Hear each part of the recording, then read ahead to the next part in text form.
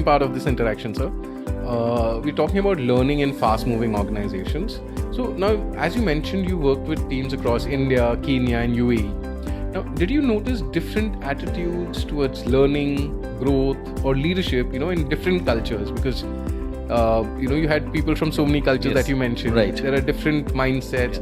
How did you tackle that? How did you go about it? I have seen there's a difference actually, especially coming to first India. Right. India, I've seen there are two sets of people who are working with us. Right. One who want to grow very fast. Yes. And second, who are content with what they have. Right. So people who want to grow very fast, they're eager to learn new things, or they want to develop new skills and carry on that way, so that they know that they can make interdepartmental changes, or they can move ahead in the career, they can get their promotions fast. Right. Kenya, I have seen that this is widely with almost everyone. Okay. The keenness to learn is much more. The adaptability is much more in comparison to what we have in India. Right. They are very agile, and maybe because of the economical conditions in the country or whatever it is, they definitely want to grow. And there's a difference there is their growth is attached to earning more money. Right. So Right. unless we grow fast, we'll not be able to earn more. Correct. And I think the economy forces them to do so, but they have a very fast grip over things. Right. They develop very fast. I have seen freshers who have come into the contact center who do not know anything about a contact center business. Right. And in 3 years, in 3 months, 4 months time, they are the guys who've been awarded as the best performer. Amazing. They learn very fast. UAE, like I said, I had people in UAE, I had people of different things. I see the Russians are much more content. Okay. They're not very particular. If it's going on well, it's going on well. Right. Again, like I said, the Africans, they are always keen learners. Right. Right.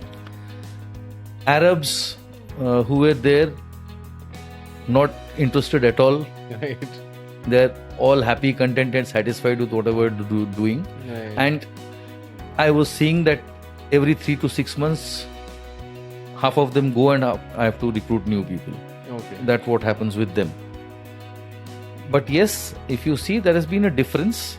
But one thing which I have seen is that across nationalities, across people, there has always been one common thing, that is, people who want to grow always want to learn. Always on. That has been there everywhere. No, very truly said. Correct. Interesting.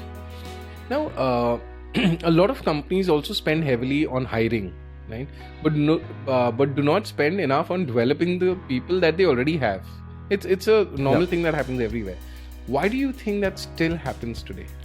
See, that is actually something which is very ironical, in fact. Right. A lot of the companies commit this mistake. I would say this is a mistake. Right. We spend months together at times looking out for the right kind of people who have the skill which we are looking out for, which we need. But we always fail to find out, is there somebody within the organization who can be given the skill set and who can develop the skill and come up to this level. Right.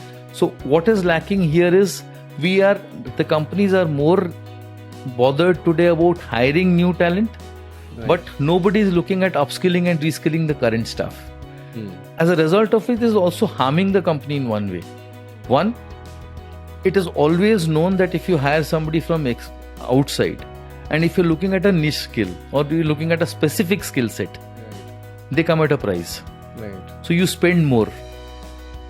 At the same time, if you are developing someone, identifying someone within the organization who is there, spending something on reskilling that person or upskilling that person, giving him the necessary skill sets, and picking him up, maybe even promoting him, giving him a hike, you would still spend less than what it is.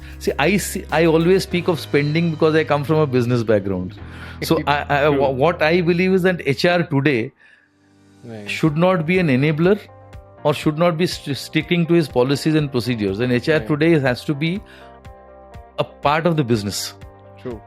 And practically speaking, if I put this across to the CEOs or to the CXOs of the organizations and show them, if any HR head can go up and tell this to the CXOs that we are saving money. We're actually spending less by doing this, and at the same time, we're also retaining a person. Right. We're retaining a talent with us. This person, if he gets that ability to grow and learn something new and get into a new role, if he would have stayed in the organization for 5 years, maybe he'll stay for the next 5 years. Correct. Because he would realize that tomorrow again there'll be something where I can get into another role because the company is allowing me to do it. True. So it is not only giving a chance to your people, you're also saving money. You're also economically also it's more better to develop the people, and you earn their trust, you earn their loyalty, people stay with us, people grow with you, and you actually nurture your people there. So there's a good culture which is set in the organization. True, absolutely.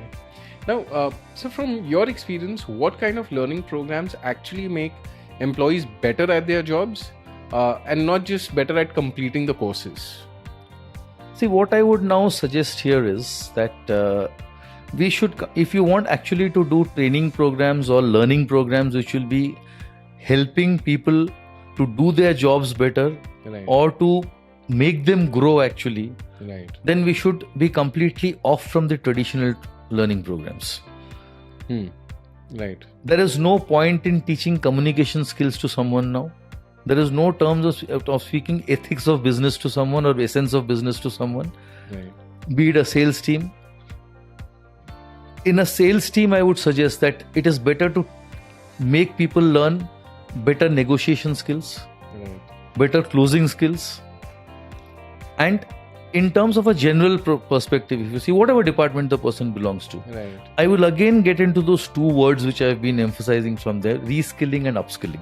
Right. That is what is required to people. Today, I would in fact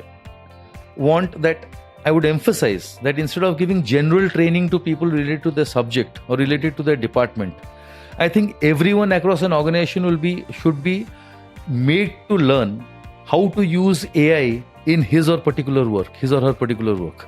Right. That would be something which people would look up to. True. That's an example. Be the game changer. Yeah, that should be a game changer. True. To reskill and upskill them. Right.